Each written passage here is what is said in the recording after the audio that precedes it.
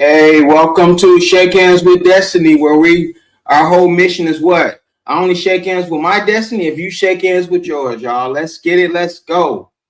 It's my first time using this StreamYard, y'all. So y'all have to bear with me with the all of the media and everything like that. But if anybody's coming in, just tell me if you're coming in from YouTube. Go ahead and make a comment for me so I can see your comment if you don't mind. And we're going to get in. We're going to have a whole full-fledged masterclass.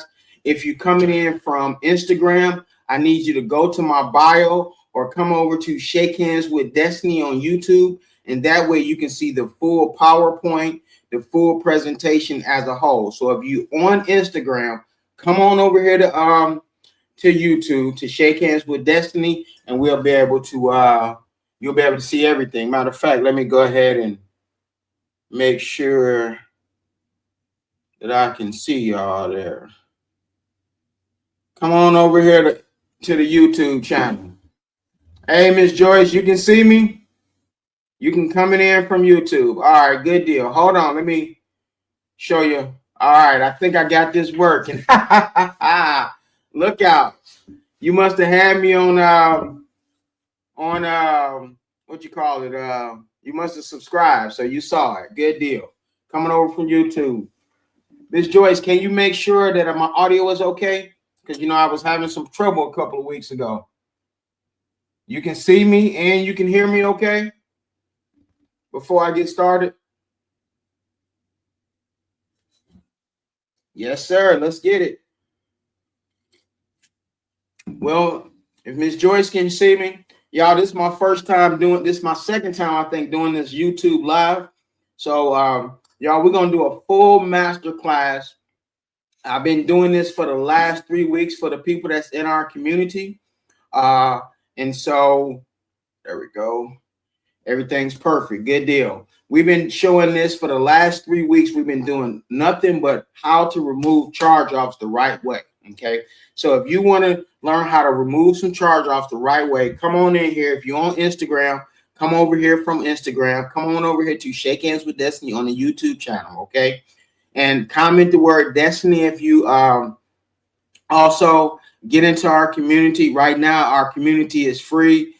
So come on into our community and it's some good stuff going on. But without further ado, I'm going to jump right on in. I'm going to see how to share this page here in just a second. But I want to say this. Put it in the comments if it's something in particular. If you're on Instagram, I cannot see your comments, okay? Just to let you know. So you got to come over here to YouTube for me to see your comments. At least I don't think I can see your comments. Let's see.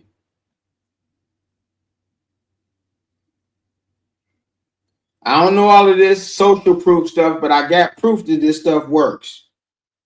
Let's see. Yeah, I can't.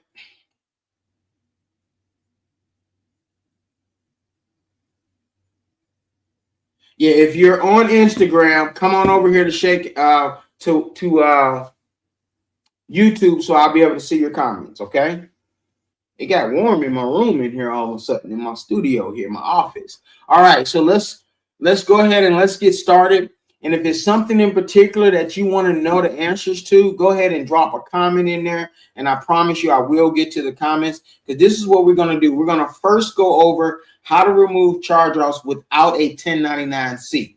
And we're going to show you how to send off what you call a procedural investigation, a reinvestigation, a factual dispute. Okay. Then the next one, what we're going to do is also show you how people are actually suing. I won't stay long on that part. That's where you actually position yourself if you did want to take this to court, or even just send some what you call a demand letter to the credit bureaus, because you don't have to go to court. You can send a demand letter. We're going to touch on that. But we're going to also touch on how to see if you actually have a 1099-C and you don't know that you have a 1099-C filed with the IRS. Okay, I did a course on that last week, which is going to be some real good information. I'm going to do my best and share my screen and all of that good stuff, because that part of me, this is new to me. Okay, so y'all got to bear with me with all of this media. Okay, so let's go ahead and I'm going to add this here. Give me just a second.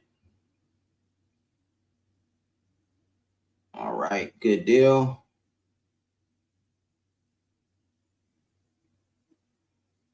Oh man, I was able to bring the comments down and everything. And I think on Instagram, you should be able to see my screen as well. But let's go ahead and let's talk. This is not what you call this is not how you address charge-offs if you have a 1099-C. This is if you do not have a 1099-C. This is how you address charge-offs, okay? So that's what I want to make this clear. Later on in this, I will go ahead and readdress how you attack or dispute charge-offs with a 1099-C. But this first process is if you do not have a 1099-C, which is a cancellation of debt from the IRS, okay? So we got to first understand what in the world, and I may skip through some slides, guys, because I got so many of them because I did this over a 3-week time. So I'm going to skip over some slides, but you can always get my ebook. Go to my profile and grab my ebook. It's like $20 and you get all of this, okay?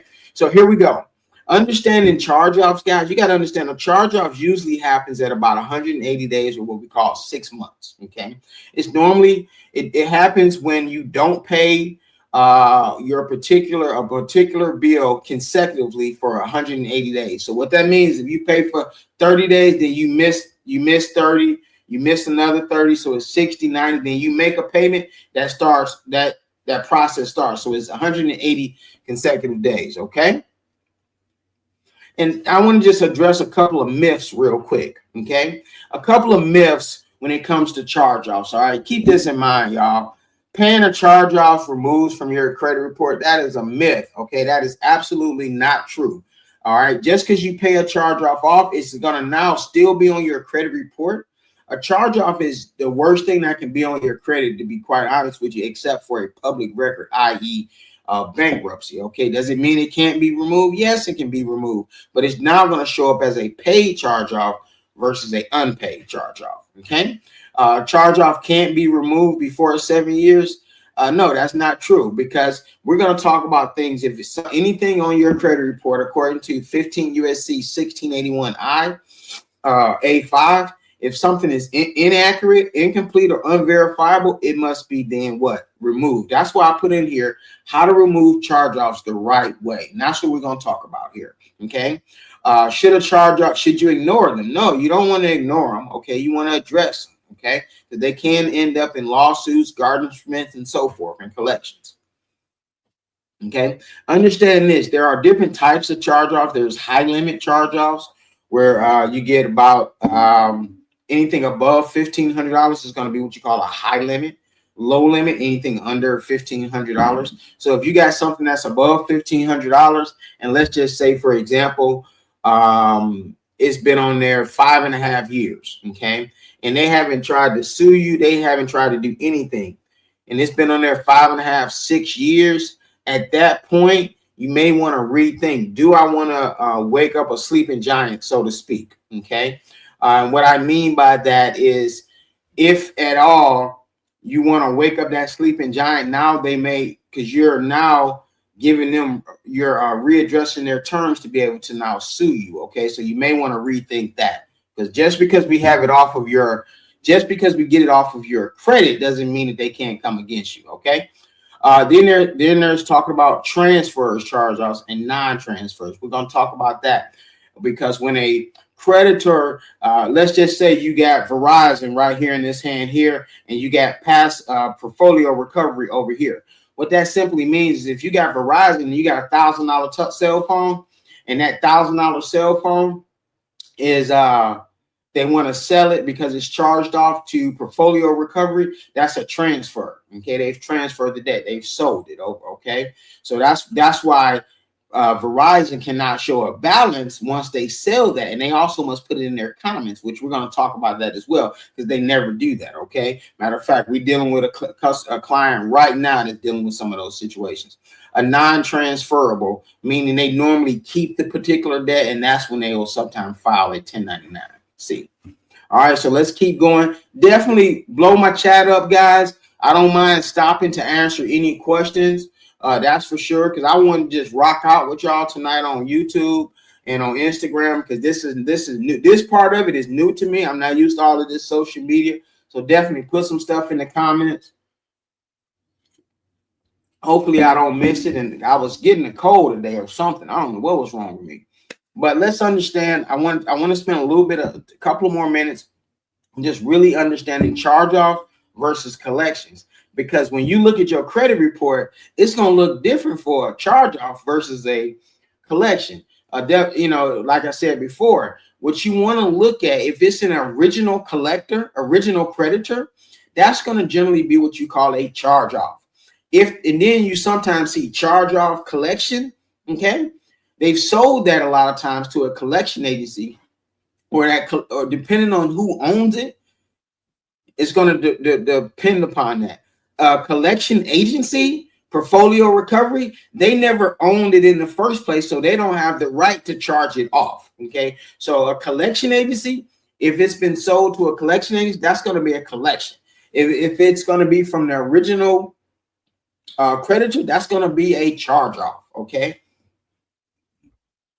How creditors report charge-offs, okay? They normally do it in 30, 60, 90, 120, 150, then charge it off, okay? That's just simple as that. And that's why we're going to look at some inaccuracies on your credit reports, because a lot of times what you'll see is 30, 60, 60, 90, 90, 120, 150, and you see different dates when they were late. Like you may see Experian be late 120 days in August, but you'll then see Equifax be 120 days late in July. Well, that's an inaccuracy. That's then can be off of your actual credit report, because they're not showing exactly the same and consistent amongst all three credit bureaus. Okay, so if they're not consistent, that stuff got to fall off. Okay, and understand this: the reason I said how to remove charge-offs the right way, because if you ever want to decide to sue, guys, or I'm not telling you to sue by no means. If you want to sue, though, you want to always position yourself the right way. Okay. And so doing things legally and doing it the right way can set you up for getting some money in your account and getting the stuff removed from your account. And it just may take this process. And I'm going to show you a process. This doesn't take 6 months, guys. This can take 6 weeks, and you could be on your 3rd or 4th round letter if you do this the right way and you listen exactly to some of the tips that I'm going to give you tonight. Okay. So let's just take a peek here at 15 USC 1681I, which is one of the laws that we utilize here. Doing it the right way. This is not Corey making up something, but it says right here, if after any reinvestigation, the key word was reinvestigation. Okay. Because if there is a reinvestigation, there had to first be a what? Investigation. Okay. It says later on, it says an item of information is found to be inaccurate, incomplete, or cannot be verified. It shall be what? Promptly deleted. Okay. So understand that there is a process. If it says there was a reinvestigation, there first must be a investigation, which I'm going to show you that tonight. Okay. And if you want to take a snapshot, I won't go through all of those laws right here. Like I said, I'll skip through some of these, but I want to just understand it in layman's terms. What we have to first do is send off a procedural investigation, which I'm going to show you how to do that, show you the letter and everything. Okay. So I want to share with you here how to examine. First thing you want to do is examine your credit report. So you want to go grab your credit report. One, you want to get your free annual credit. Go to annualcreditreport.com.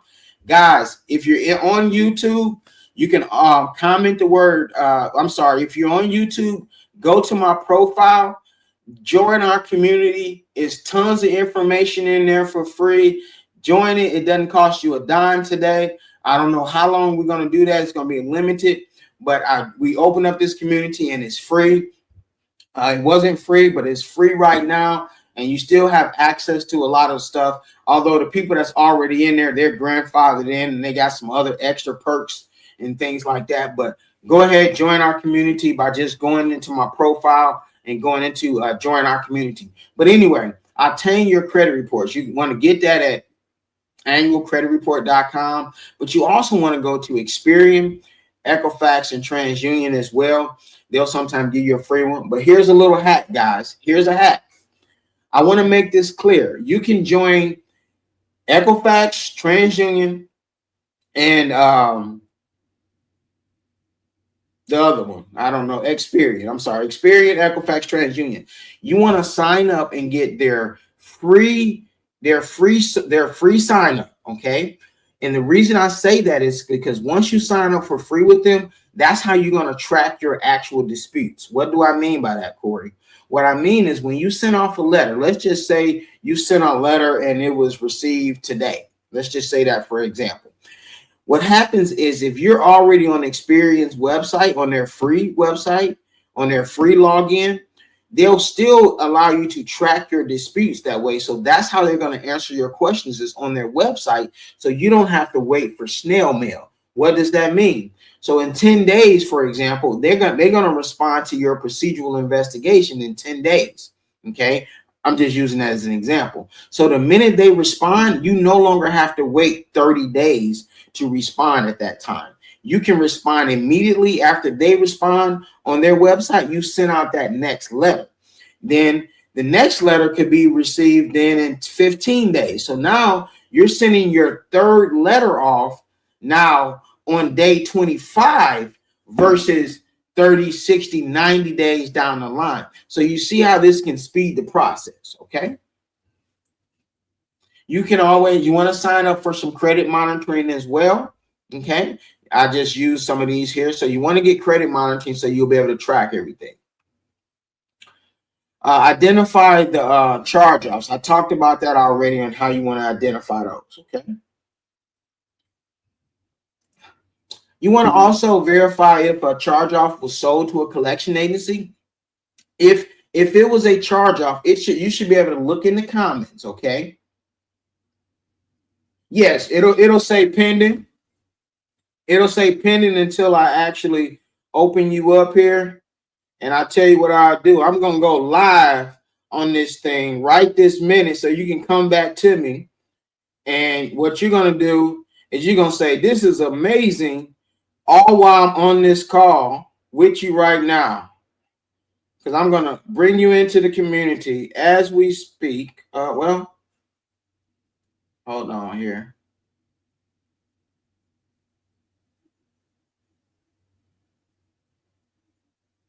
Well, I may have to come back to you because I don't see you yet on my side. It'll show up here in a minute on my side as pending. That's pretty weird. I don't see you yet. But I'll come back to you. I'll come back to you here in a minute. Dipping. What's that? Dipping fresh. Dipping fresh. Oh man. Oh no. I let you in already. I let you in. You're good to go. It shouldn't say pending anymore.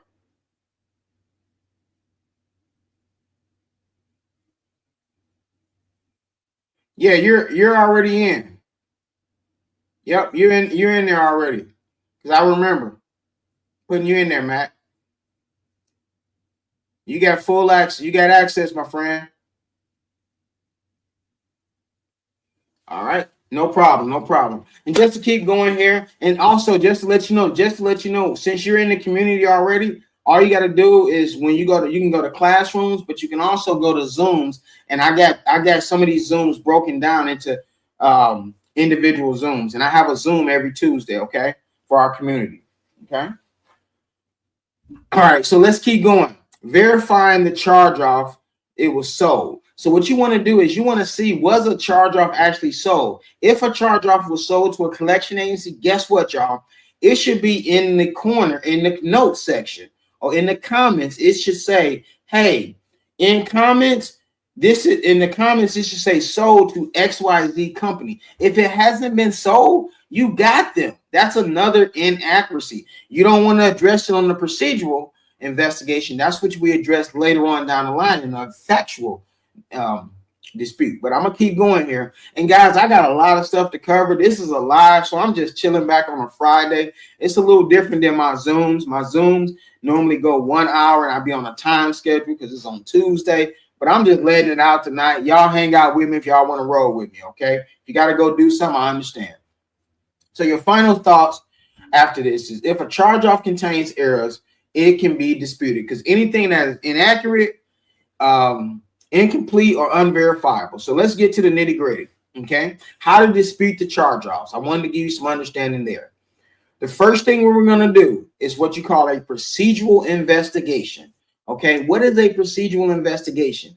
All that is saying, hey, I see some inaccuracies or some incomplete things on my actual credit report, but I see this on my credit report, but I'm not going to tell you what I see. It's up to them to find the needle in the haystack. Okay, that is key. That's one of the biggest mistakes that people do on a procedural. I shouldn't say mistakes. Some people do this differently. Some people tell them right up front what the mistake is, but part of the 15 USC 1681I, they shall actually, it says shall delete, but underneath that shall, it also where they can actually update information. Keep in mind, they should have done an investigation the first time around before they ever put this on your actual credit report. But because these dudes making billions and millions of dollars, I'm talking about the credit bureaus, and they're not credit bureaus, guys. They're not a government agency, okay? They're credit reporting agencies. We just call them bureaus, which is a play on words, okay? But anyway, that's another subject, okay? But the procedural investigation is just simply saying, and I'm going to show you a letter. In that procedural investigation, is simply saying, I see some inaccuracies on my report, and I want to have an investigation, and it's not a dispute. It's just simply an investigation that's done, and I want this to be looked at. Okay, that's all a procedural investigation is. You're not going to include any of your errors that you have, and I probably won't do it on this one, but I have another YouTube on how to show you how to use AI. When you use AI, you can find all of the errors on your actual credit report without using the naked eye. And I show that in one of my YouTubes, or if you're already in our community, that'll be in there as well. Okay, because a lot of times you put your actual account into a place like Chat GPT. What'll happen is you'll see sometimes 8, 9, 10, 11, 12, 15. I saw on one in one account. So you got plenty of errors to play with.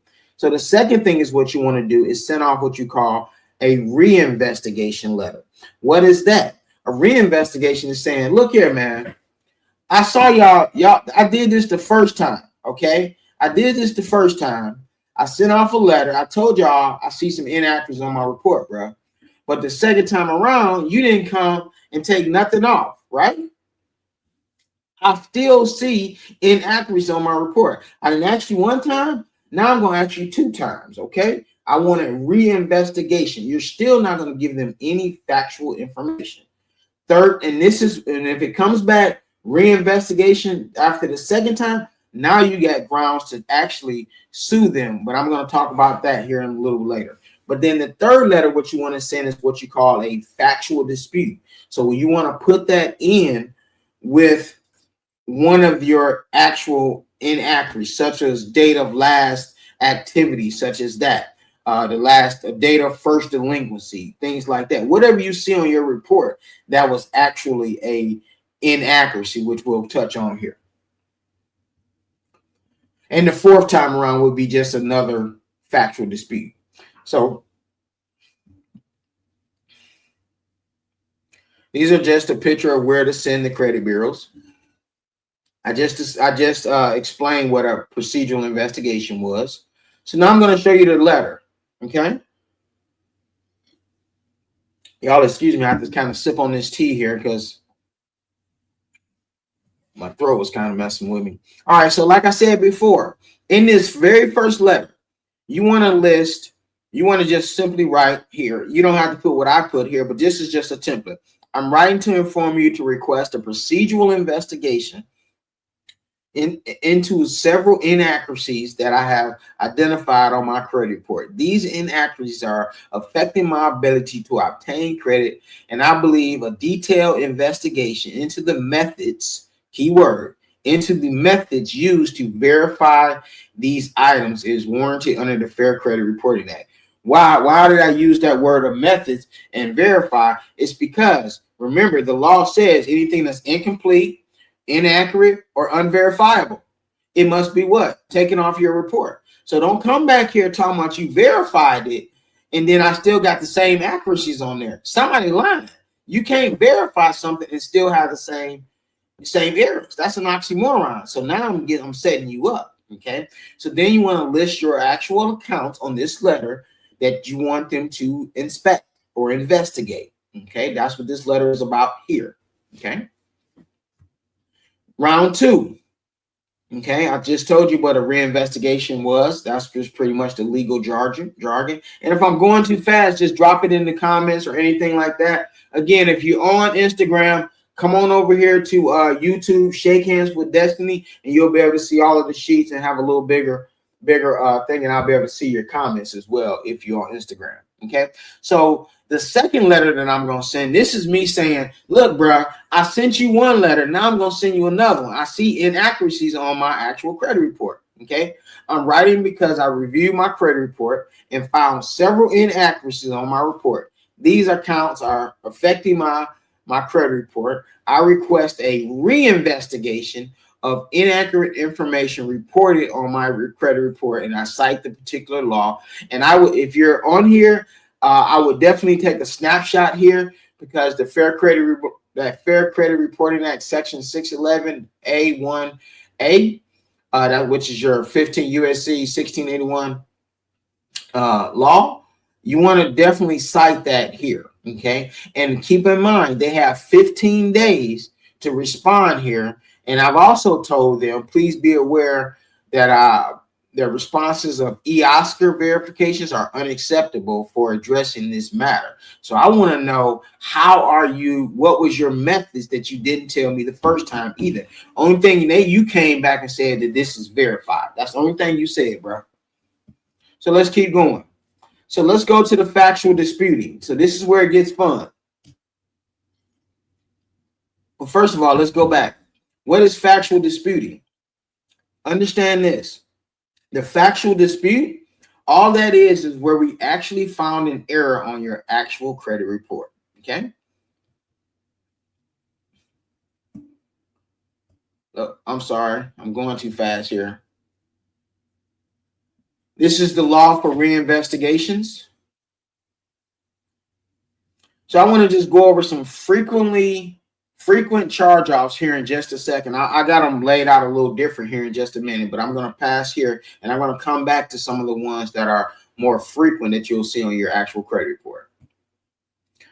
But how to analyze your credit report using ChatGPT. I'm thinking, do I have time to do this here on this report? What you want to do, and I'll just explain it here. If somebody want me to give them a demonstration, I will. But it's really simple to do, and I definitely have a YouTube video already showing you this. And if you're already in our community as well, I have it there as well in our Zoom, which all you can do, you can go to ChatGPT, which is free. Okay. Then what you want to do is highlight your actual credit report. Okay. And then after you highlight your credit report, your account on your credit report. So if you're saying this is from Verizon Wireless, okay, after you've gotten now when you do this, you want me to do a demo? All right, no problem. Hold on one second. Let me do a demo and I'll show you how to do this. Give me just a second. Let me grab a credit report, guys. Give me just a second to grab somebody's credit report that doesn't have a name. Well, Dick First, you got it you in the community now, brother. You got access. Hold on one second. Let me grab a credit report really quick here. And I'll do a demo of how to put this actually in just to do it real quick here. Let's see. Make sure no names were there. Okay, here we go. All right. You can still see me there.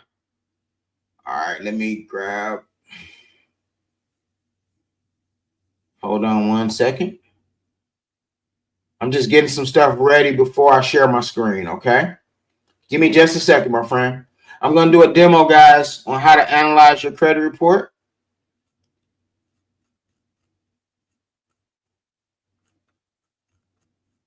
Let's see here.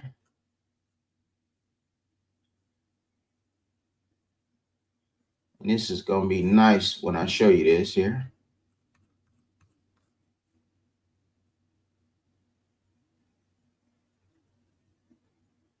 All right, copy. up a new. All righty, I'm gonna share my screen.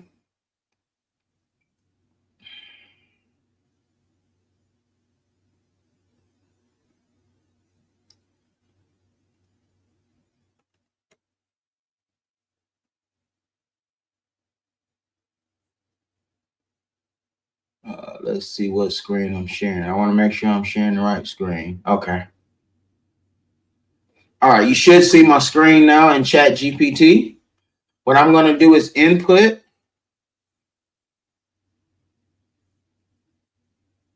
I've already typed here. Let me go ahead and grab the credit report.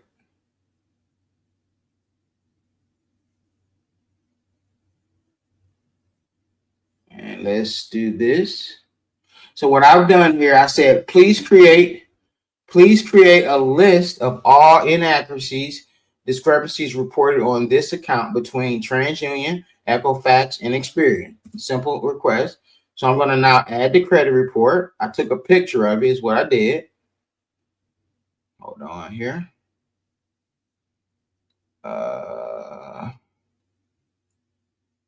Give me a second. Let me see. Make sure I'm loading the right thing here.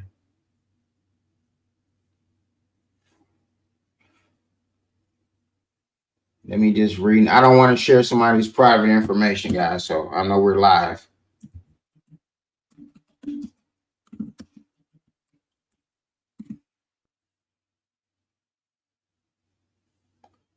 what I'm going to do is load the credit report. There we go. So what I did is I took a snapshot of an account. Okay. So what I've done, let me make sure you can still see me, right? Different Fresh. Can you still see me here?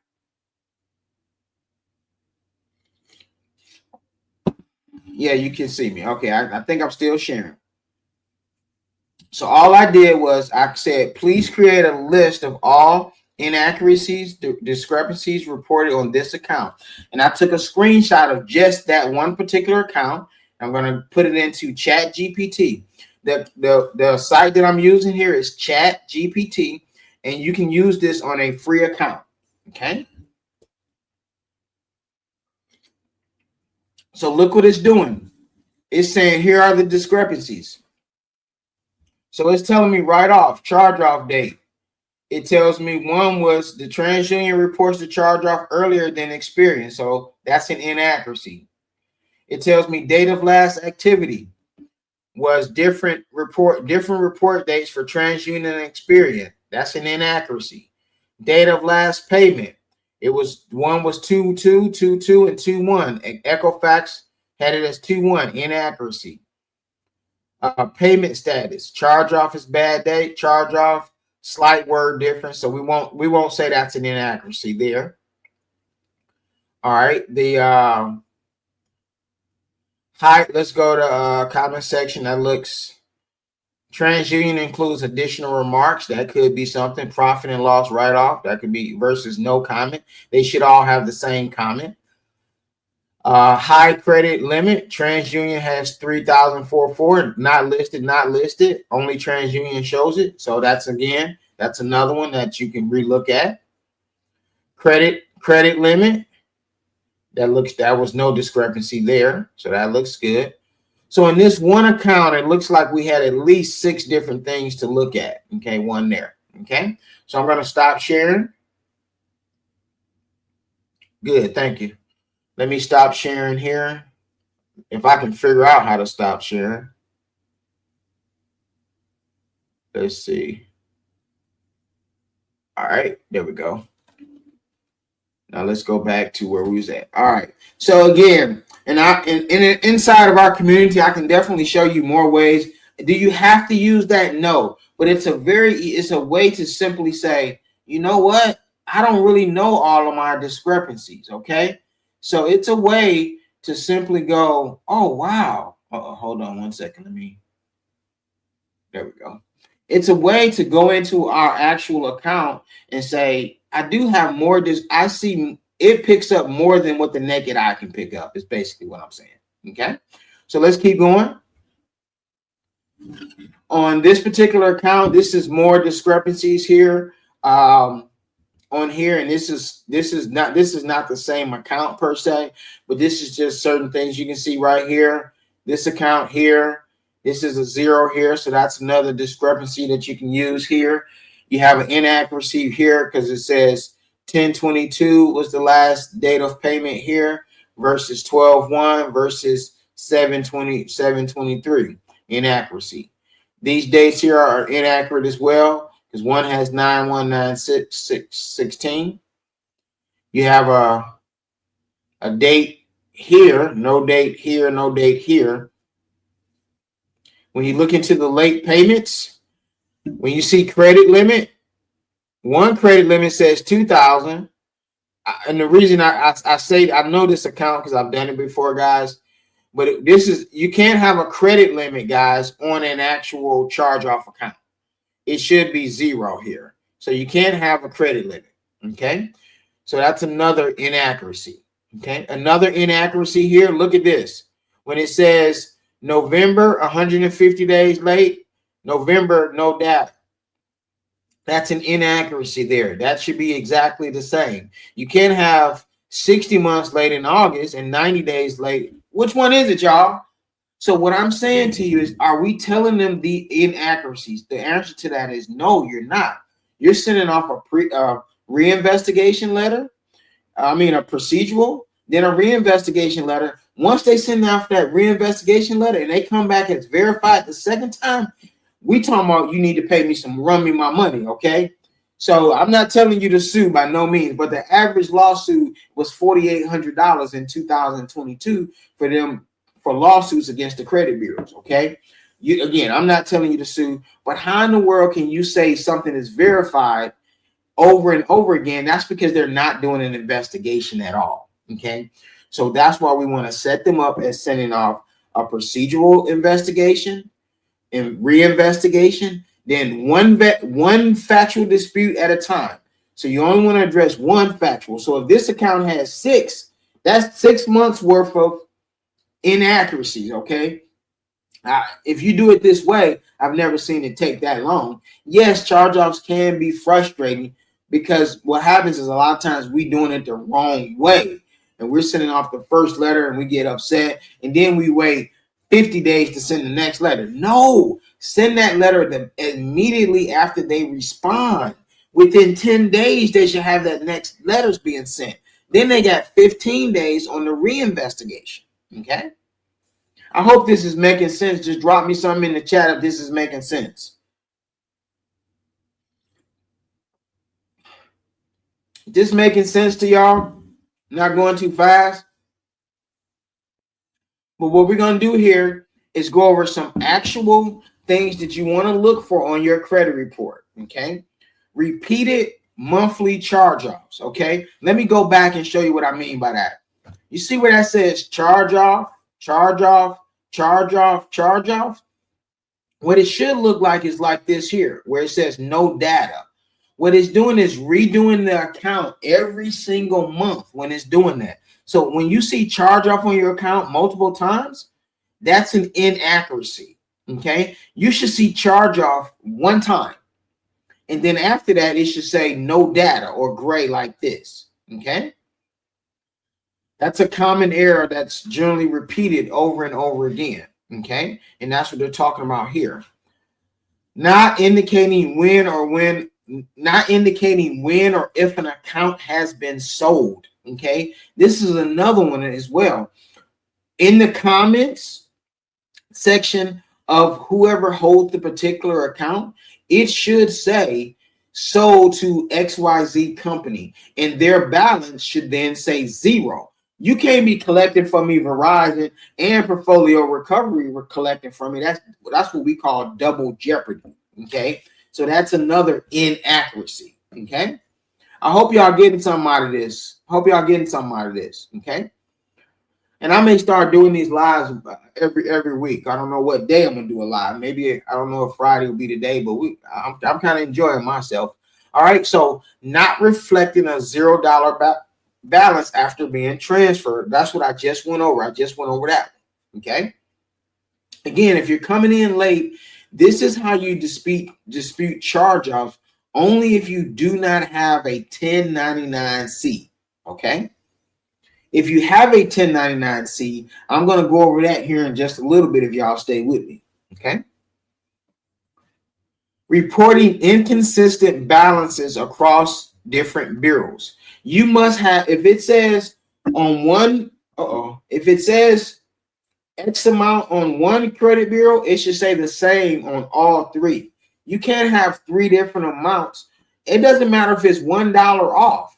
That's an inaccurate, because according to the law, and I spent a lot of time on that in the beginning, it says you must be accurate, 100% accurate, okay, not half accurate, okay? So if it's $1 off, it's inaccurate, okay? I didn't make up the laws. These they laws, okay? Legally changing the date of first delinquency, re-aging the debt account. What does that mean?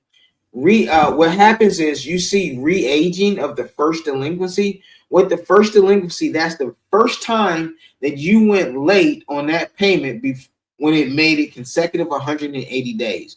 What does that mean, Corey? So let's just say I had a charge off that happened in December of this last year, but 6 months prior to that is when the first time that I was late and I never paid it again. So the first date of delinquency should have been June of 2024.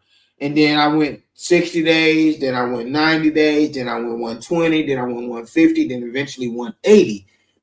What happens is they'll mark these things incorrect. And I want you to hear me here. They'll change that date on your behind because it's 7 years from that date. So if that date gets changed, what happens? And I need to show you this one. Let me see if I can share my screen. Hold on. I didn't get happy. Give me just a second. Here's a perfect example of one, if I can find it, and it doesn't have a name on it. Let's see. Hold on. I'm going to show you what I mean. There it is. Let me make sure no name or anything is on here. Okay. I'm going to share my screen.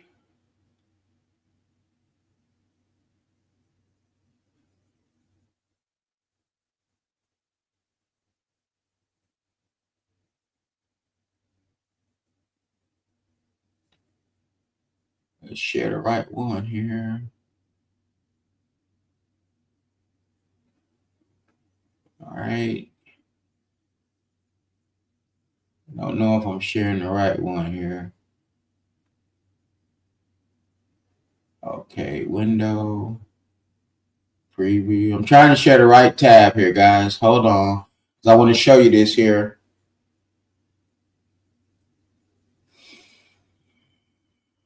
All right,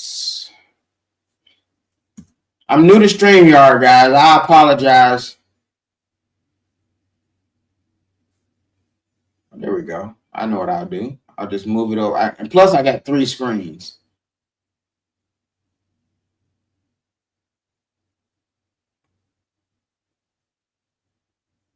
All righty. I think I shared it. Do you see anything on that screen? Somebody tell me if they see anything on that screen.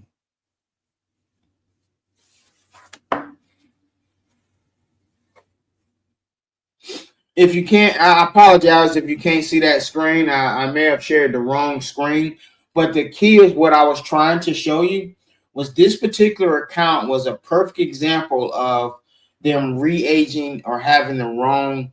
Oh, you can't see it? Okay.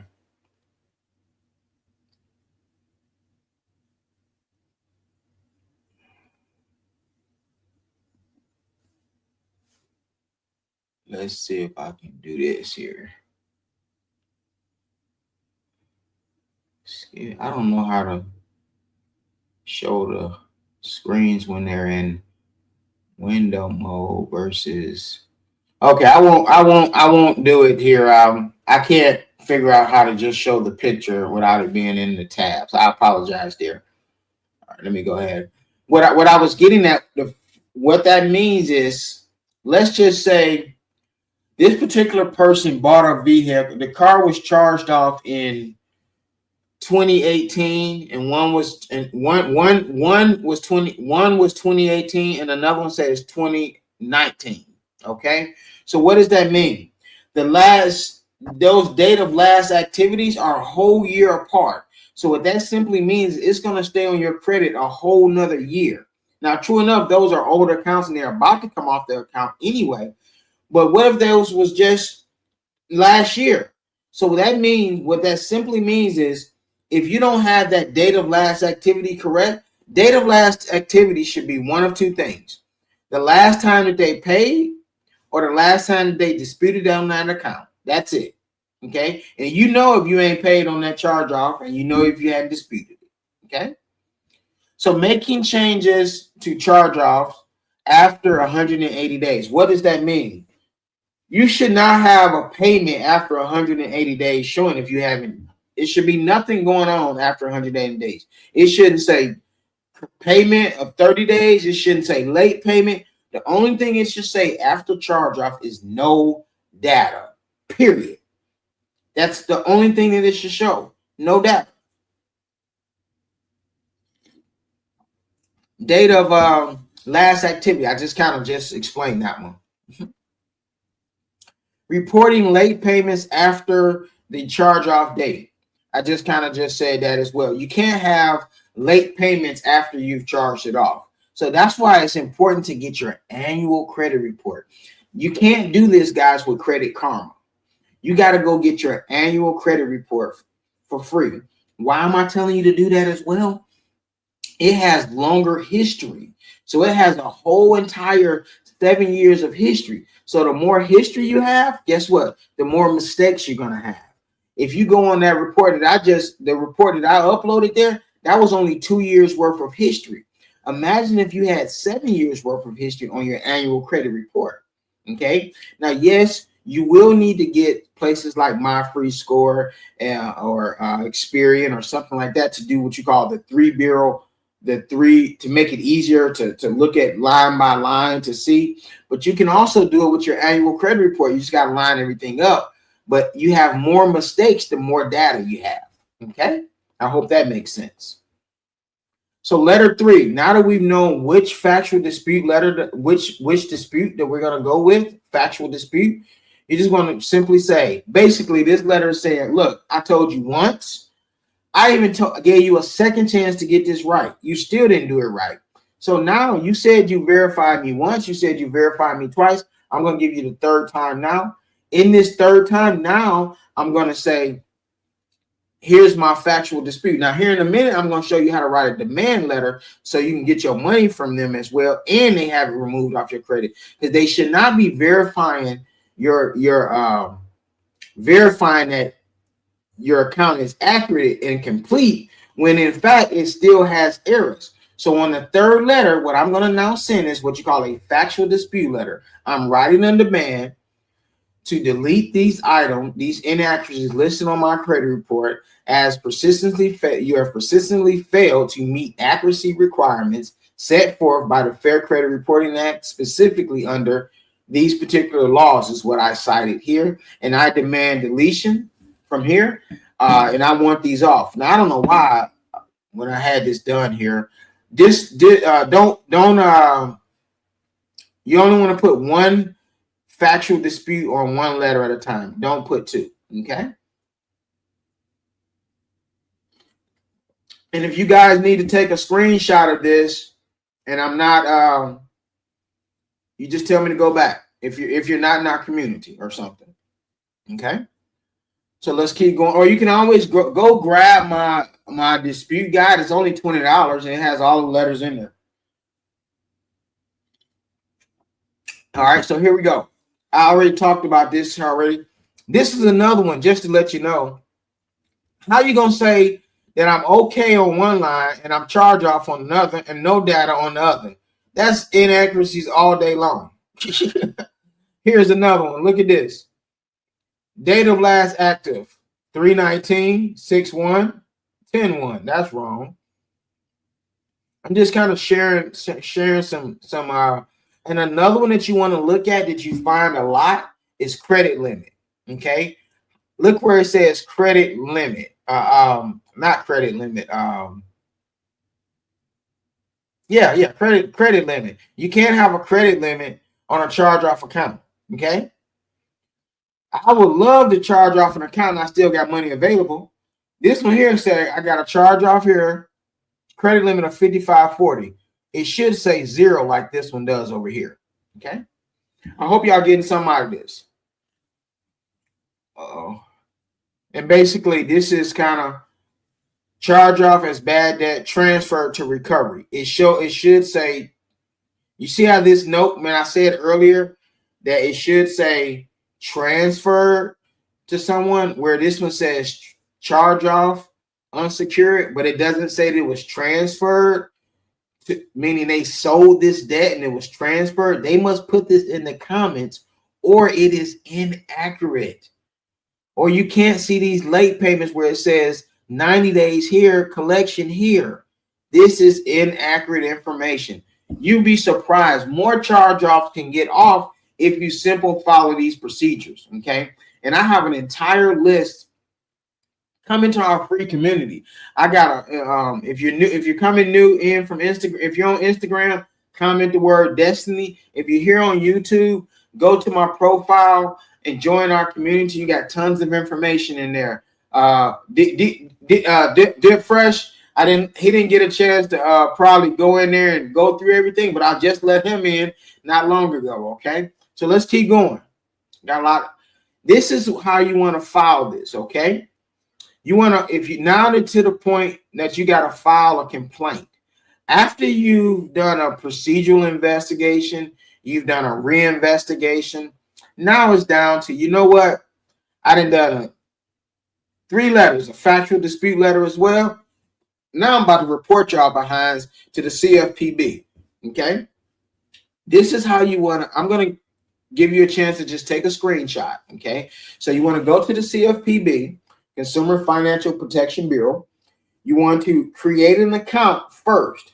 Okay. After you've created an account, by putting in your information there, you want to start this new dispute. So once you now have started a new dispute, you're going to come to this screen here and you want to go to create. Oh boy, I'm going to have to. That's kind of, I hope y'all can see that. I don't know how to make that any larger in this format. Let's see. Hold on. That didn't really do much. Okay. I apologize. See, new layout. No, I don't want to do that. I was trying to make it larger so I can see it. But you want to go to new credit reporting or other personal consumer reports. You want to click there. So you can take screenshots here. The next one is what type of credit reporting product, credit reporting. What type of problem are you having? Improper use of credit report. I'm giving you screen by screen, guys. Which best describes your problem? Reporting company use your report improperly. Have you already tried to fix this problem? Yes, I have. Did you request information from the company? Yes, I have. Did the company provide this information? No, it's still on my dang on credit report. They didn't delete nothing. Now, what you want to do is you can insert round 1 or round 2 or round 3 here. Okay. Now, in the process of doing this, what I didn't tell you, so I want to hit reverse. I want to tell you, ordinarily, you want to always send all of your letters via certified mail. Okay. Why? Because you have that's your tracking device to know when they actually receive that letter. However, given the circumstances where the CFPB is right now, because they had a little bit of I ain't gonna say a shutdown, but a slowdown. I'm not sure if you still want to normally I would tell you to send all your letters right through the CFPB. Even round 1, round 2, and round 3. And this is using it as your tracking device. I know that they had a bit of a slowdown, so it could slow the process a little bit, possibly if you use the CFPB versus sending it through certified mail. I'm not sure, so it's at your discretion. But you could definitely, by the time the 3rd or 4th round, I would send a CFPB letter. However, you can send all of this and not do anything by mail. But this is where what happened. This is where you insert your actual letter that I was showing you. Only thing you want to not include is at the top. You don't want to put the dates and the amounts and all of that stuff. As it says, do not include your personal information on there. So your personal information does not include on there. You do want to put all your specific dates and when you send everything. Okay. And then what will be a fair resolution to this? I am demanding deletion. Simple as that. Of the following accounts: 1, 2, 3. Then the next thing, make sure you attach all of your files here. Okay. So attaching all of your files is done here. Where you want to attach your driver's license, you want to attach your proof of residence, such as your utility bill or water bill, but you also want to send all of your previous notifications. So if this is your 3rd letter, send the previous 2 notifications. Also, you want to send any certified mail that you sent by that way. You also want to print off a copy of your credit report each month that they did not make the change, meaning all the way back to when you first sent your procedural investigation. Print off your credit report. Then you want to refresh 30 days from that credit report, and where they didn't make any changes to your account, print off that credit report and send that. This is your proof, and this is setting you up for the next part of this. If it came to a point where you was now suing them for any money, they're going to want to know all of that information.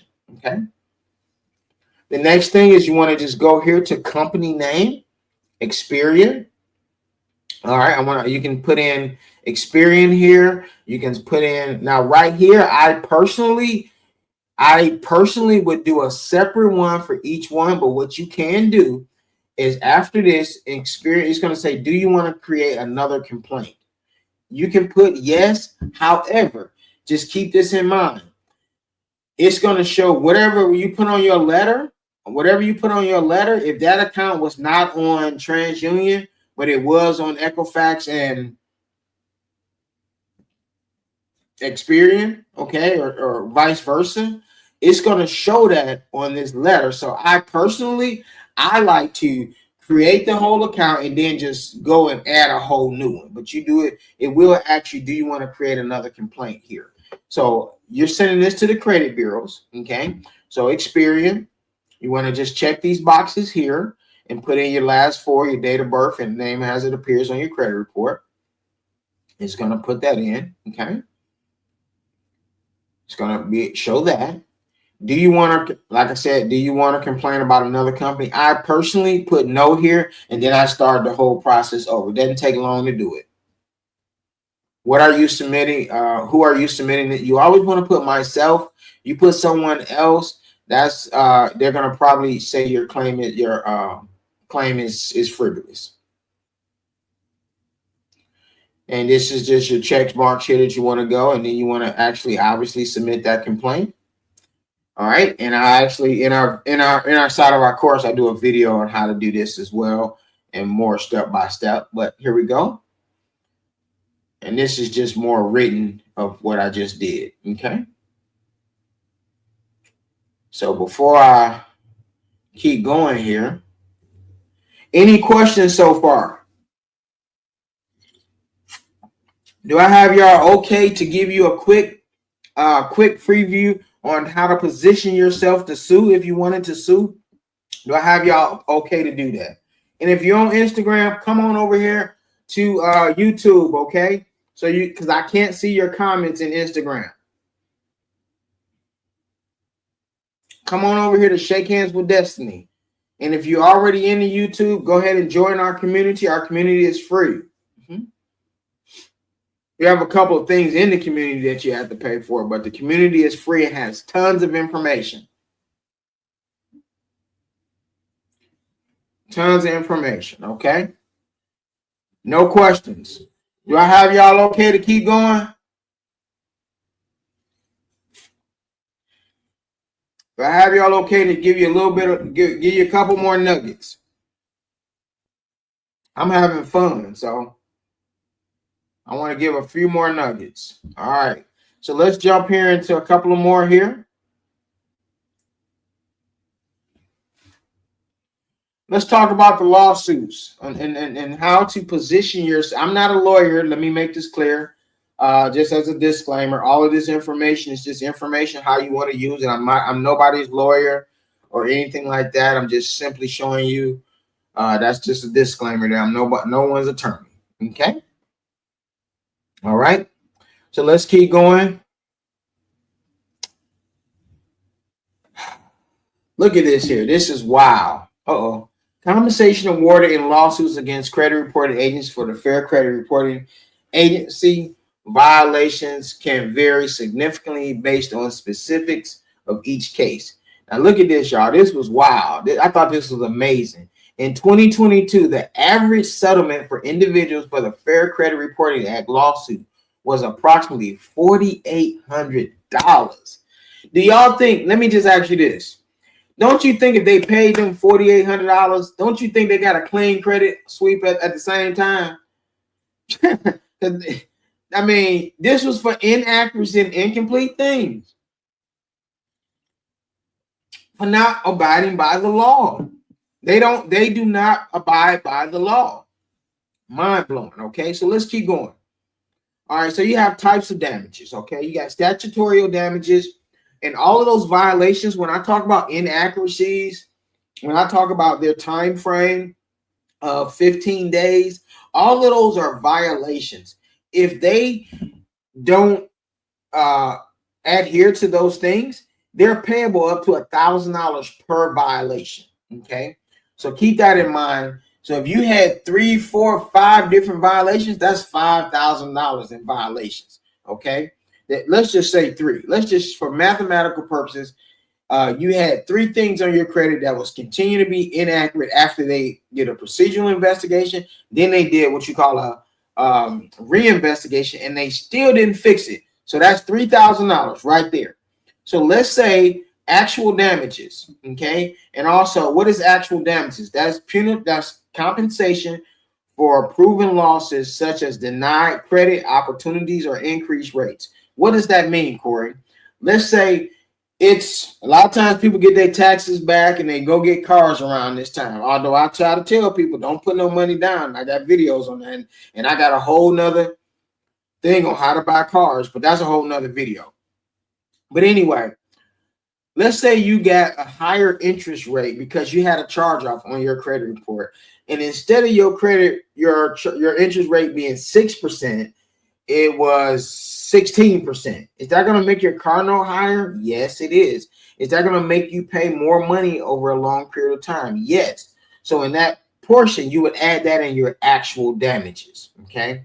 If your credit score was now 630 and you got the charge off and it's supposed to be 720, does that affect your rate if you were going to purchase a home and you were denied for credit?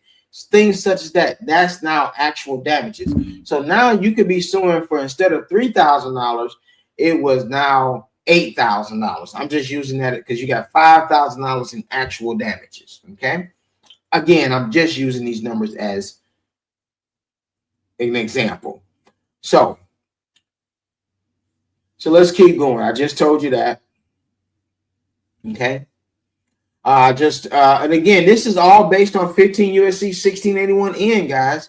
Any person who willfully fails to comply with any requirement imposed under the subchapter with respect to any consumer is liable to the consumer in an amount equal to the sum of up to $1,000, okay, per violation, actual damages, and punitive damages. Okay, this is the law. I want to make this clear. This ain't me making it up.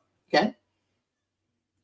Yes, you can sue the credit reporting agencies. Yes, you can. And guess what, y'all? You don't have to go to court for this. This does not require you to go to court. Okay, keep that in mind.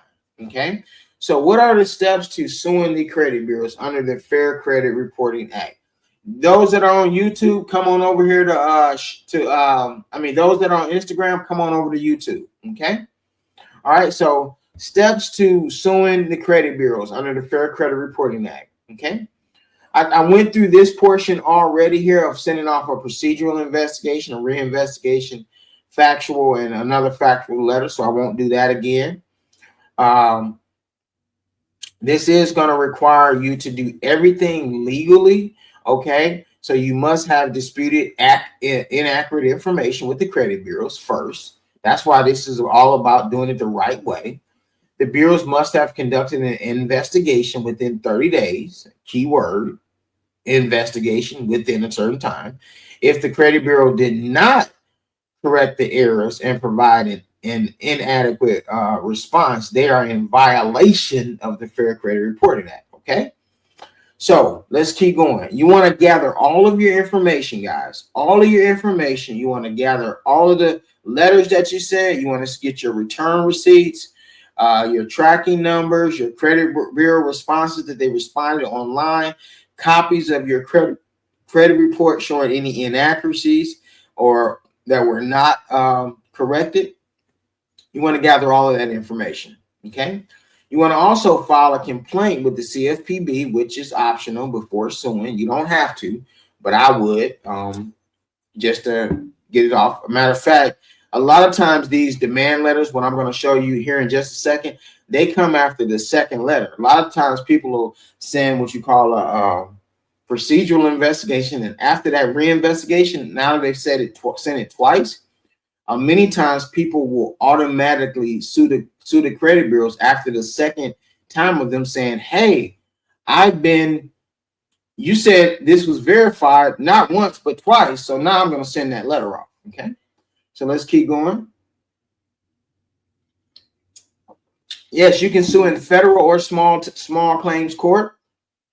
Okay, again, the type of suits that I'm talking about here, you don't have to worry about arbitration with the creditors.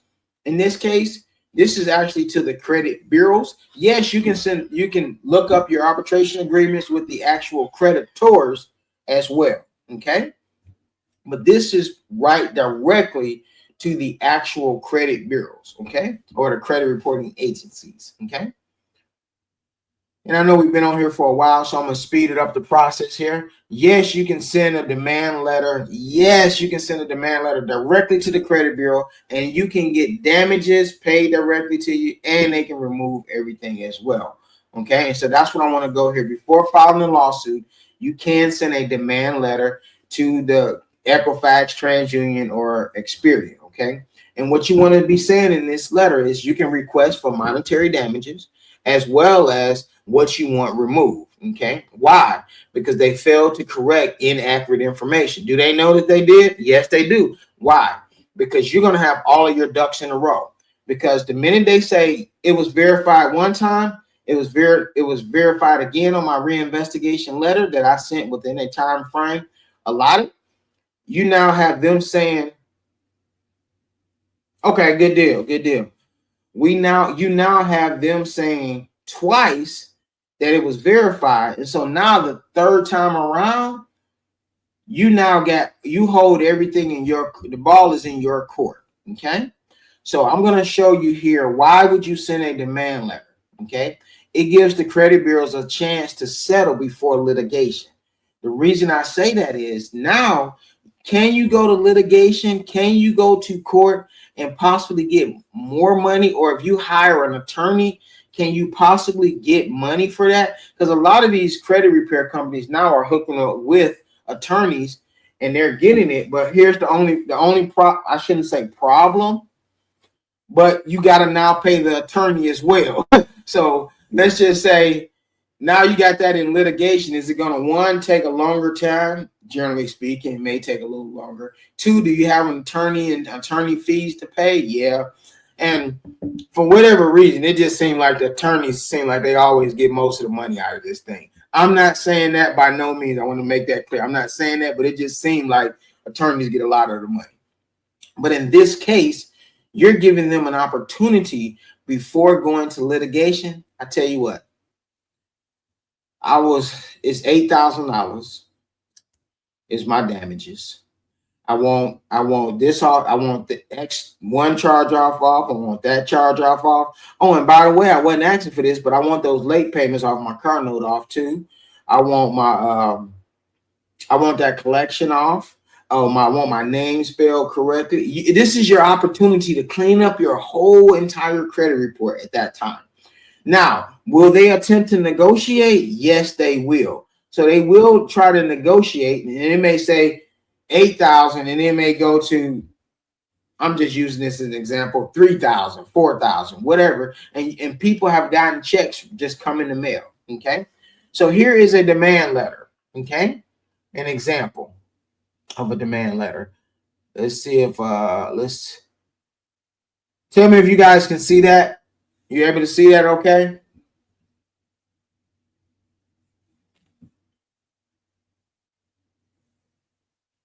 If not, let's see.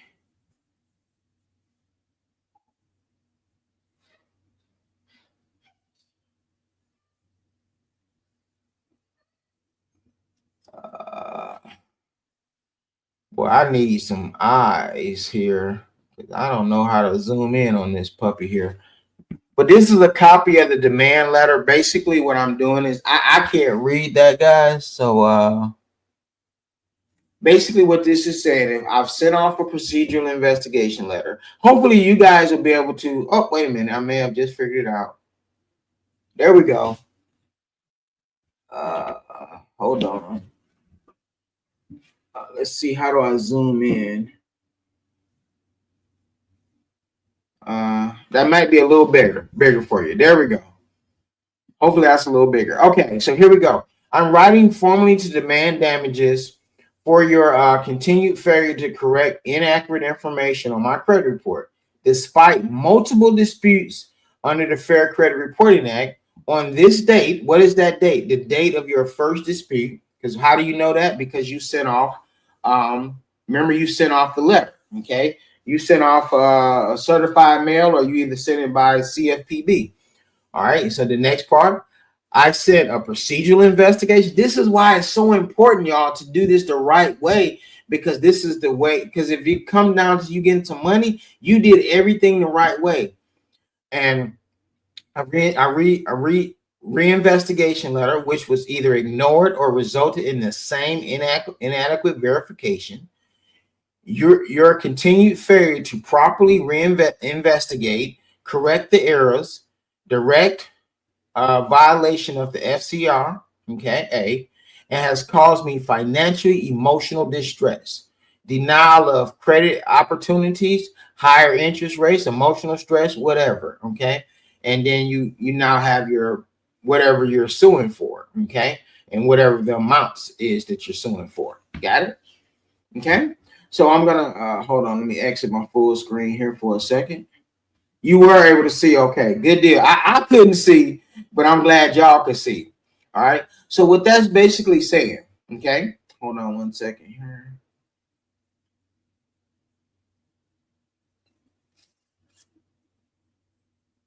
So what that's basically saying, guys, is when you want to send off those demand letters, okay, you want to send those puppies off generally right after that second attempt.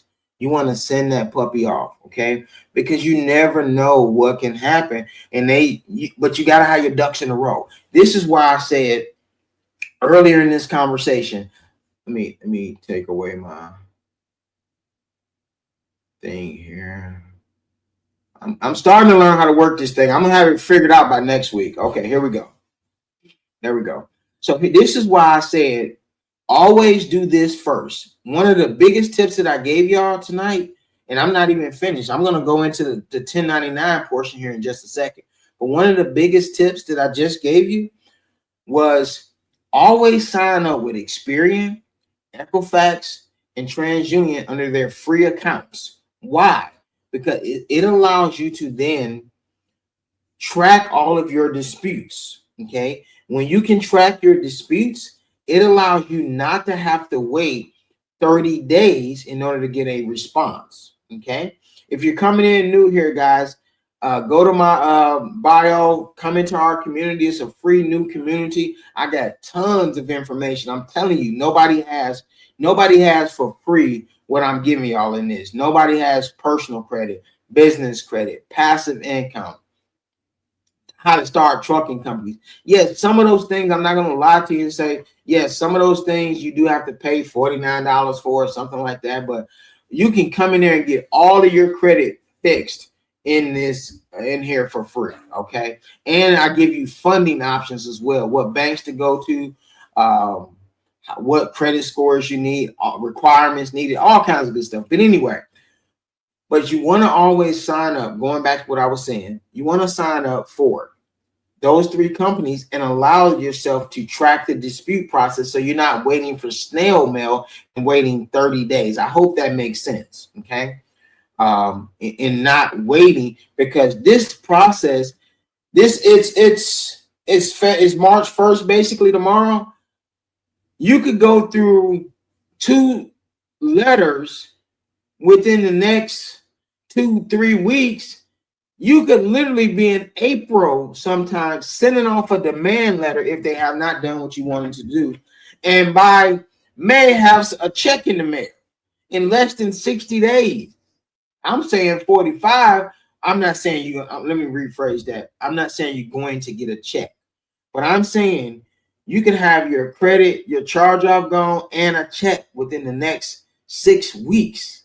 So it doesn't take as long as you think, but you must go by the process. Okay.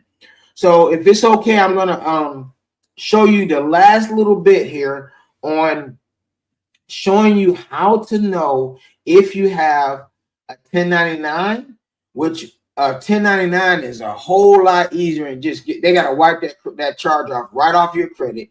But a 1099 is a cancellation of debt, which when you have a charge off, you treat that totally different. Okay, so let's get into the nuts and bolts of this. All righty. What is a 1099? A 1099-C form. It is a cancellation of debt. Basically, if it's $600 or more, okay, it's a cancellation or forgiveness of debt. Okay, so it's got to be under those pretenses of $600 and cancellation of debt from the actual creditor. Okay, when do creditors issue a 1099-C? Normally, it's the first one here is what most of us are in, or have been in, I should say. If a creditor writes off a past due debt and chooses not to pursue a collection, this may be a 1099-C.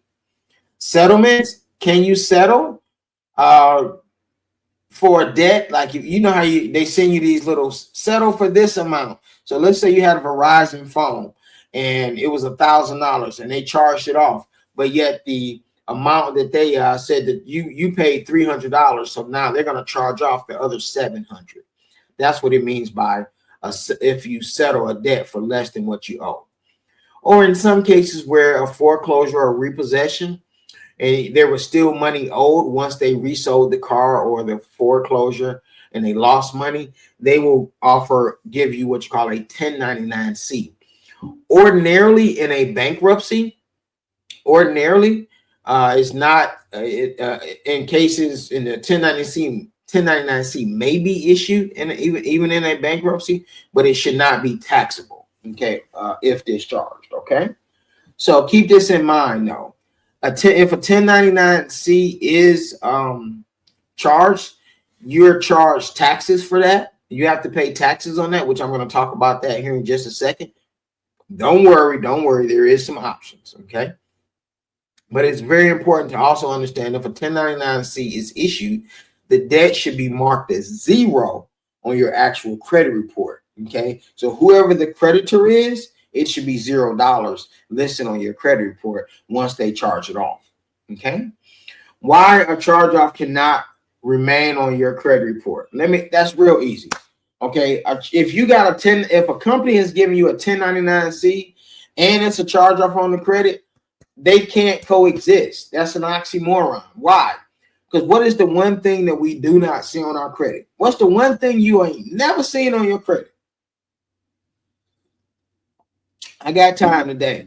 You don't see your actual income on your credit. That's right, because income can't be on your credit. And I've showed you the laws, and you can take a screen print here, but income can't be on your credit. So the minute you charge off as a 1099-C, so they give you a 1099-C, right? That's a charge off. Remember, I just said you have to pay taxes on it.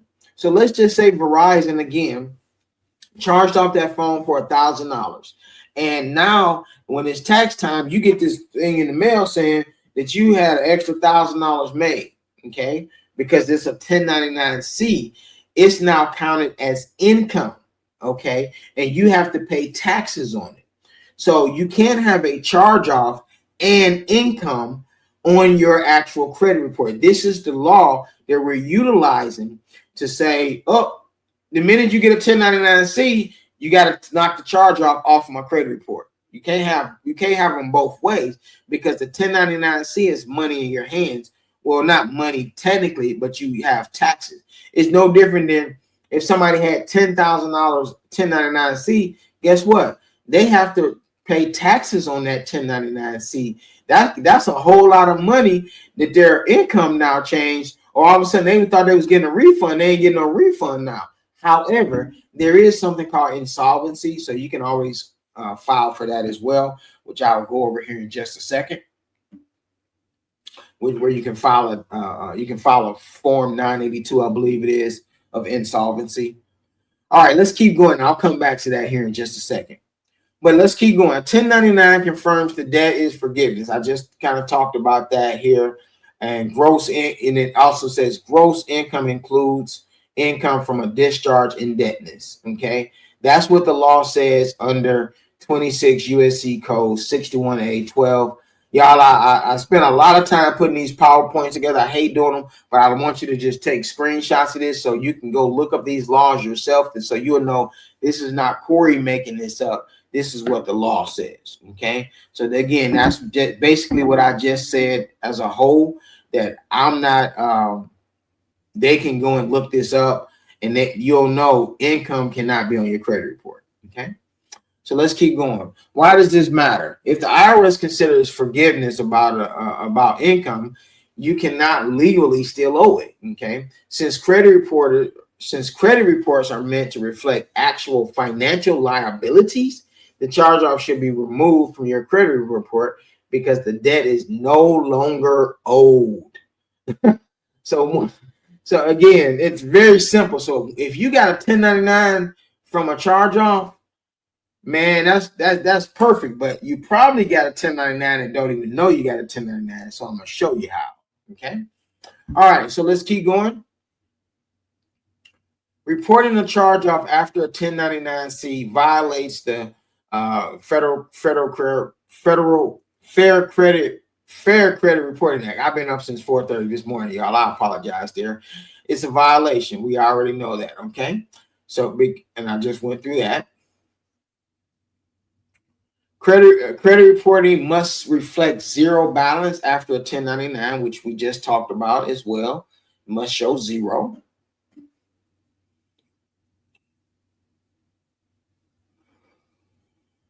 A 1099 stops all collection activities based on the Fair Debt Collection Practice Act violation if it continues.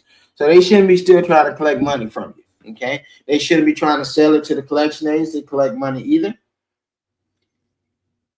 Because they're now getting their tax break because they're saying it's been written off.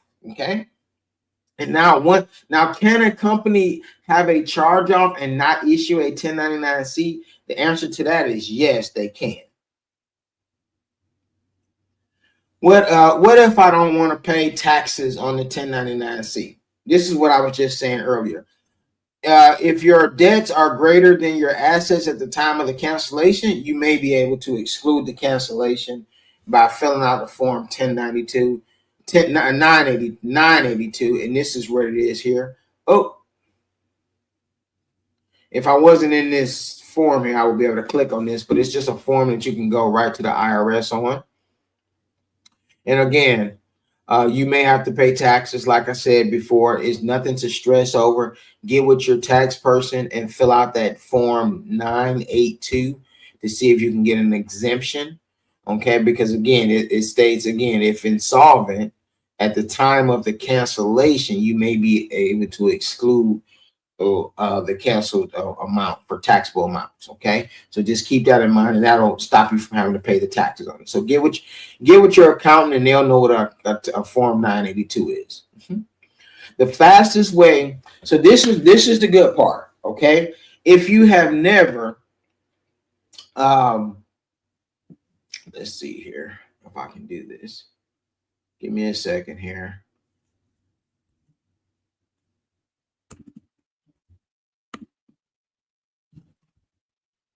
I'm gonna see if I can. There we go. All right.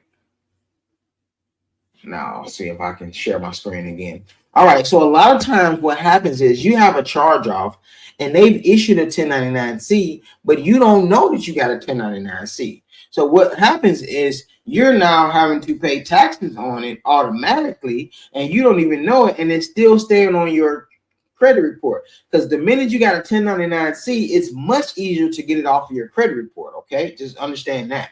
Okay, so a lot of times though you don't know. So one of the fastest ways to look it up is going to your website. You can go right to the irs.gov. Okay, and I'm going to show you how, step by step. First thing you want to do is you want to go, this will tell you if you have a 1099-C has been filed. Okay, so I'm going to share my screen for just a second here.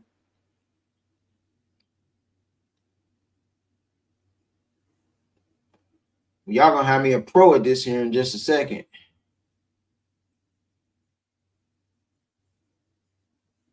All right, you should be able to see my screen again here. So once you're at irs.gov, you want to go to sign into my account. Once you go to sign into my account, you want to go to individual, sign into online account. Then what you want to do is go to, if you haven't, you want to sign in here at id.me. If you do not have an account, if you're any kind of affiliation with the government, you may have it already. If not, you have to create an account here. Okay, so I'm going to stop sharing for just a second again. I'm going to go back. Stop screen. All right, let's add the stage. Hey, I'm getting it better. So once you go to irs.gov, sign into your account. If you do not have an IRS account, create one. You will need a valid ID, plus you'll need your social security number. Okay, what you want to do is step 2, you want to access your tax records. So you want to log in and take a screenshot of this if you don't have it already. Go, if you take a screenshot here. This will give you the direct exact steps to know how to find out if you have a 1099-C. Once you log in, you want to go directly to your tax records or view tax transcript. Now, I'm going to be honest with y'all. It's going to show all types of years. Every year you never worked. If you're old as I am, it's going to show all them years, okay? It's going to show all that stuff. Then you want to click on Get Transcript Online. Under Reason for Request, select Other. Then choose Federal Taxes. Oh, I got a typo there. I apologize. Okay, let's keep going. 4. Then you want to look for wage and income transcript. Take a screenshot for the most recent tax year or the year that you think that you had the 1099-C.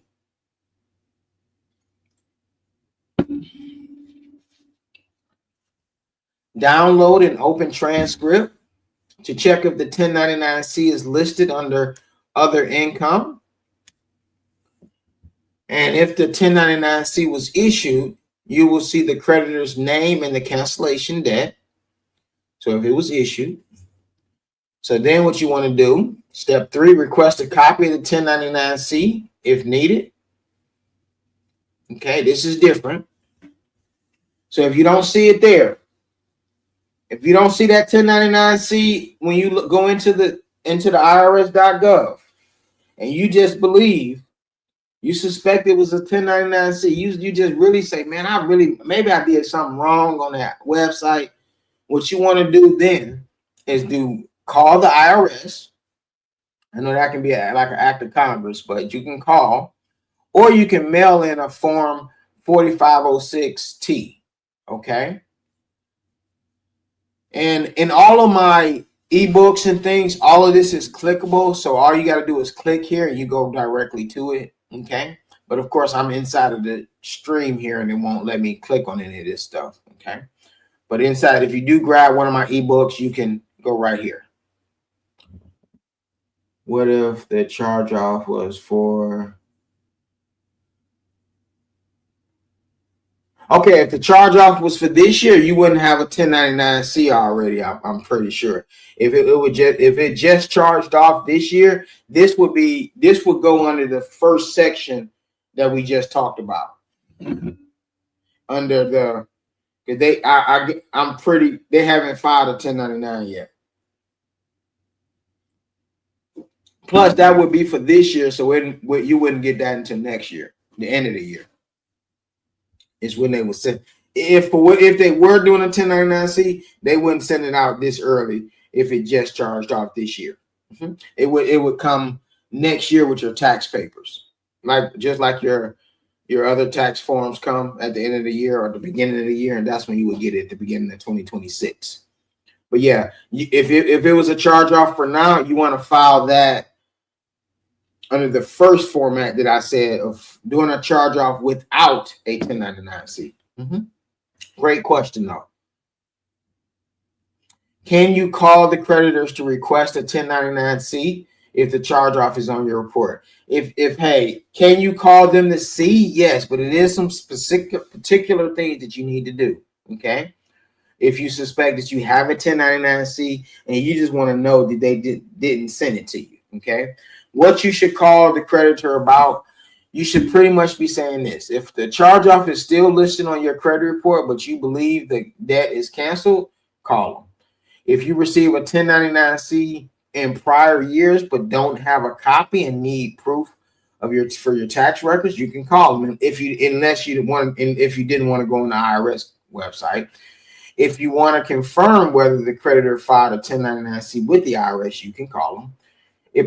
If the balance is still reported as owed, but you suspect the debt was forgiven, call them. Okay. How to request a 1099-C from the creditors step by step. Here you go.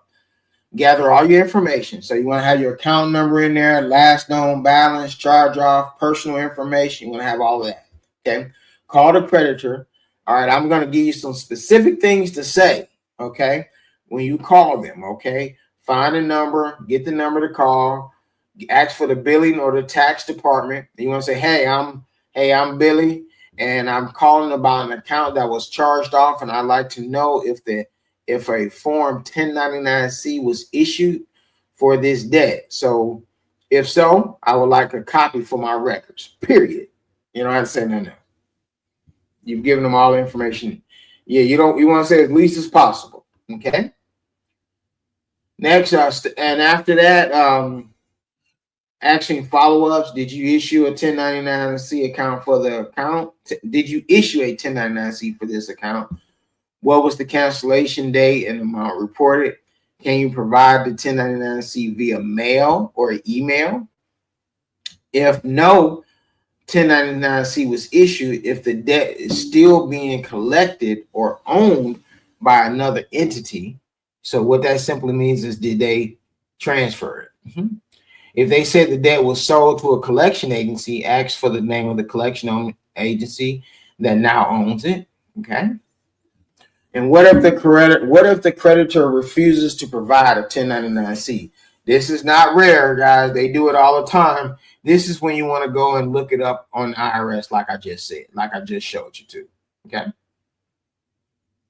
What if the 1099-C was issued, but the charge off is still on my credit report?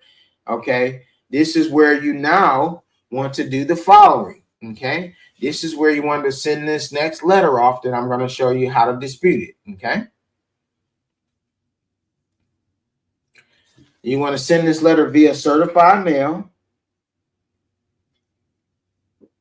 15 days for them. You can always send it through the CFPB. Let me make this a little larger. Let me remember how I did that.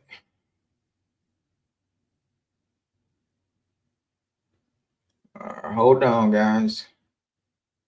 All right, there we go. I'm working. I'm like butter on a roll. So here we go. I hope you guys can see this up close. Okay, I'm writing in regards to this account. This was a charge off and subsequently reported to the credit bureaus. I recently obtained a 1099-C cancellation of debt issued by X company, which indicates that the debt was forgiven and reported as taxable income. Keyword, the debt was forgiven and reported as taxable income per the IRS 26 USC 61A12. That's illegal, guys. You can't do it. You can't have both of those, all right? And so basically what this is, I then state some of the laws that I'm referencing here. You can take a screenshot here if you want to reference that. And then I even go down to here. Since income cannot appear on a credit report as debt, the charge-off must be removed immediately. A debt cannot be considered forgiveness for tax purposes while still being reported as an active charge-off. This is clear. This is a clear case of double liability, which is both misleading and inaccurate. Again, going back to 15 USC 1681I, going back to 26 USC Code 61A12. Basically, what I'm saying is this is inaccurate. And so therefore, immediately update this account balance to 0 and stop all reporting to this credit bureau. If you cannot verify this debt is still legally owned, you must delete this charge off, which of course it's not legally owed anymore because it's cancellation of debt. All right. And so then also provide written confirmation that the request updates have been made within 15 days is what you're giving them. So guys, if you got a 1099-C, you send this letter off to them, they got 2 weeks to have this stuff off your credit. According to the law. And I'm going to cite all of the laws into them so they know I have this. Oh, and let me back up. Guys, this letter is not going to the credit bureaus. This is going to the actual creditor. So this is going to, i.e. Verizon. Okay, this is not going to the credit bureaus in this case. Okay, so this is going to them. So if you have a 1099-C or you find out that you got a 1099-C by going on to the IRS.gov, 2 weeks from now, the end of March, this thing need to be gone. Okay, so let's go to sample letter 2. This is just a follow-up letter. I previously sent a formal dispute letter on X date, so that's why you want to always have it certified mail regarding inaccurate reporting charge off of this report. Despite my request, you have failed to correct or remove the charge off even after issuing a 1099-C cancellation of debt, which is what legally cancels the debt. Legally cancels the debt per 26 USC 16A12. It's just right there. And then I put down here below again, immediately correct my credit charge and then provide to 0 and remove the charge off, period. And on the next one, if no action is taken, what am I doing right here? I'm setting them up to let them know I will send a demand letter for money to be owed.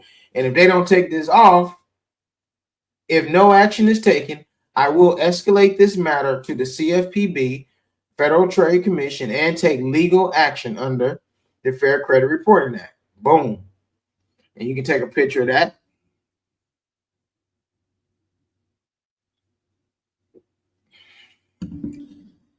If they still fail to correct the reporting for the CFPB, we're going to file a complaint.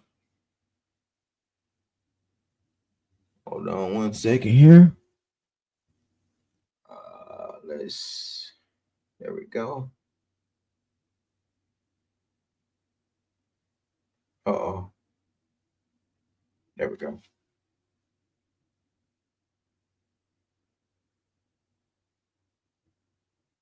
Give me a second here.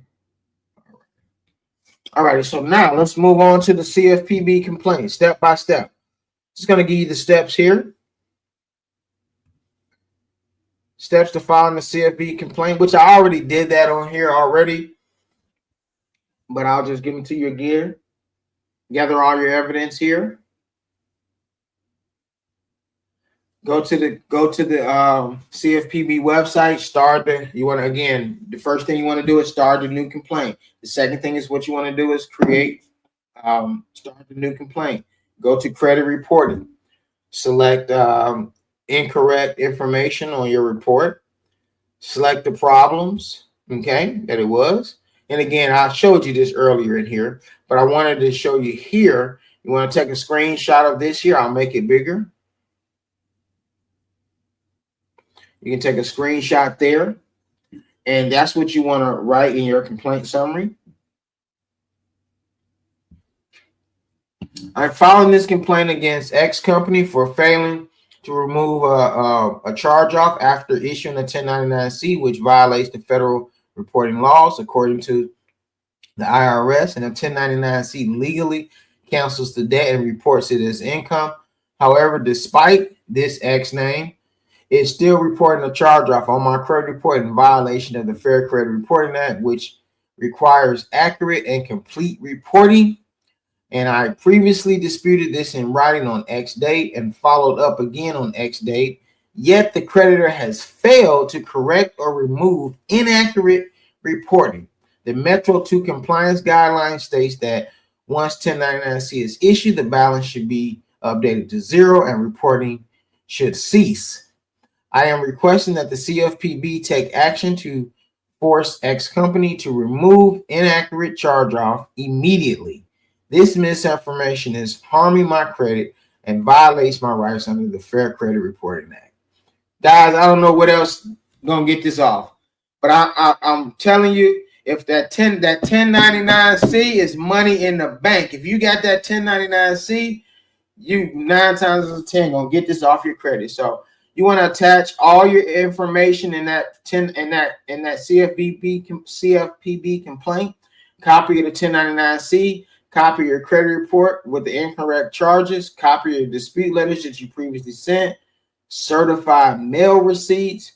Any emails that they sent you back. You want all of that. Submit that complaint. Submit. They're going to tell you that you're going to get a response in 15 to 60 days.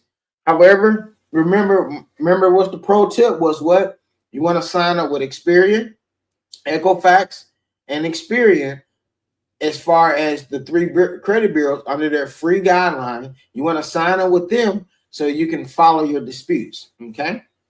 And then what happens next is basically the CFPB. If the CFP rules in your favor, the creditor will be forced to update or remove the charge-off. I didn't say, obviously, if they remove it in their favor, because it's the law. It's as simple as that. It's the law. Okay? So I'm going to stop exit here. Let me remove here. Any questions? Appreciate y'all staying with me. Any questions?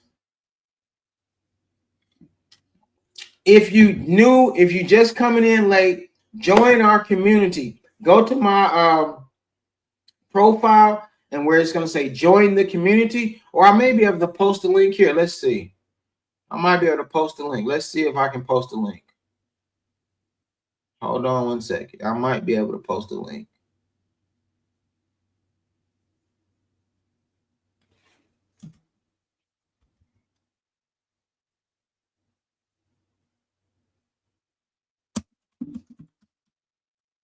Hold on one second here.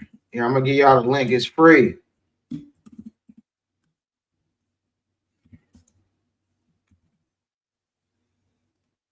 Y'all tell me if y'all see my comment there. I didn't realize I could post. I'm new to this showing this stuff here. Okay, there we go. Join the community.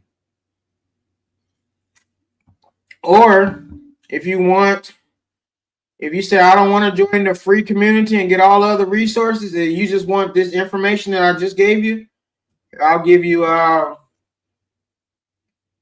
on, I'll give you my link tree so you can go grab that booklet, okay? Let's see here. I've had a blast with y'all tonight. I'm gonna do this again next week. Tell me what y'all want to talk about. What y'all want to hear? Here. I'm gonna sit here. Ebook.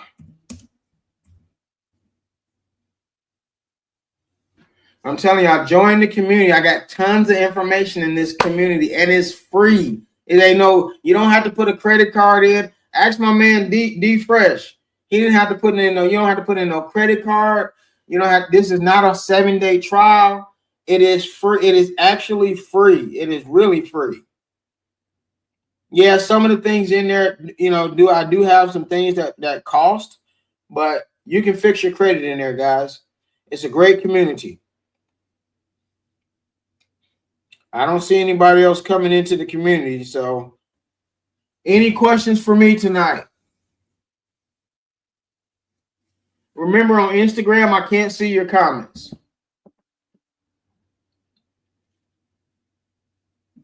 Any questions for me?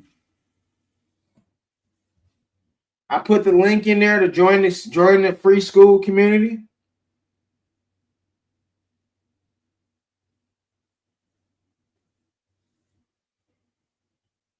Let's see here. No questions for me. Okay, here we go. Yeah, I told you, no credit card. Hey, D Fresh, go into the school real quick and go into credit restoration. Go into that school. Here, I guess I can share my screen, can't I?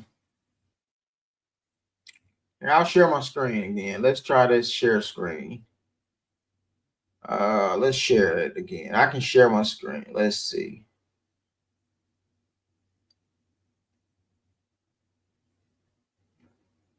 All right, there we go. All right, you should see my screen. You go into the community. This is where you talk. You get all of the information. You get all my coaching calls. But this is where you get everything. Look here. Get credit. Look at this. How to get started. You go through each one. It has videos. Each one got videos. Step by step. Credit restoration. Step by step. Uh-oh. You just click on one. Look at that. Remove collection, 72 hours. You go there, video. Remove collections, 30 days. Step by step. Look at that, more. You go to the drop down, video, telling you step by step. Video, step by step. Watch this. Boost your credit, step by step. How to boost your credit, rental, utilities. Watch this. You want to know personal credit cards? Look at that. I give you the data. How to get the most 25 to 80,000 from Navy Federal. How to get X amount from American Express. How to get X amount from PCU. You want to know about how to start passive incomes? Look at that. I teach you how to get some real estate deals, how to create ebooks. I got a whole thing on nothing but how to start a trucking company. Whole thing on how to start trucking. We got bankruptcy, step by step. Bankruptcy. Everything you need to do. Tips and hacks. Look at these ebooks. Look at these ebooks, guys. Oh my goodness. I love all of the ebooks right here. 24 hours. Personal credit ebook. Can I show y'all this? Look at this. Watch this. Look at these books. Flip. The flip books got video. Look at there. Look at the video inside the books.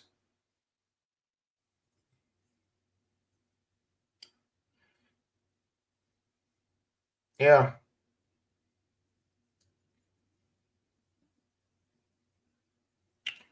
Yeah, it's a lot of information. Now, yeah, true enough, some of those items, some of the things within our community do cost you money, but I got tons of information in there. Tons of information. So I love to see y'all. Hey, Mac, man, I love to see you on the other side, man. Can't wait to see you on the Zoom calls. Did you have any other questions for me? Any other questions?